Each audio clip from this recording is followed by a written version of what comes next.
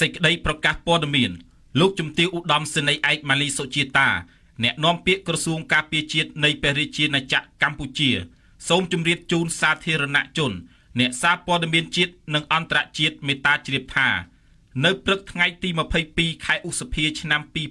2026វេលាម៉ោង 10:40 នាទីផេកក្រុមអ្នកនាំពាក្យកងទ័ពជើងគោកថៃបានចុះផ្សាយថាមានឮសូរស្នូអាវុធចំនួន5គ្រាប់នៅតំបន់ភ្នំបាក់ស្ថិតនៅក្នុងភូមិសាស្ត្រក្រុងសំរោងខេត្តឧត្តរមានជ័យ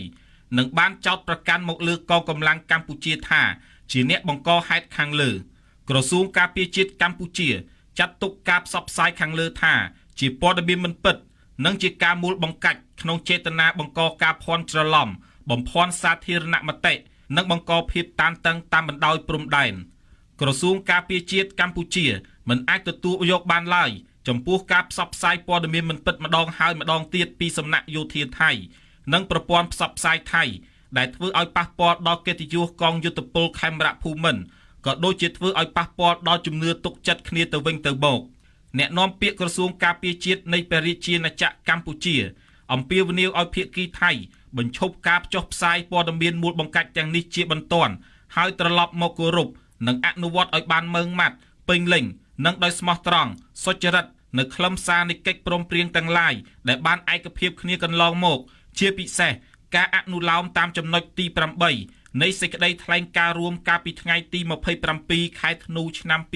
2025ស្តីពីការប្រឆាំងទៅនឹងព័ត៌មានคล้ายៗដើម្បីកសាងជំនឿទុកចិត្តទៅវិញទៅមកនិងបរិយាកាសអំណោយផលដល់ការដោះស្រាយជម្លោះដោយសន្តិវិធីស្របតាមច្បាប់អន្តរជាតិនិងសន្ធិសញ្ញានិងកិច្ចព្រមព្រៀងដែលមានស្រាប់រវាងប្រទេសទាំងពីរ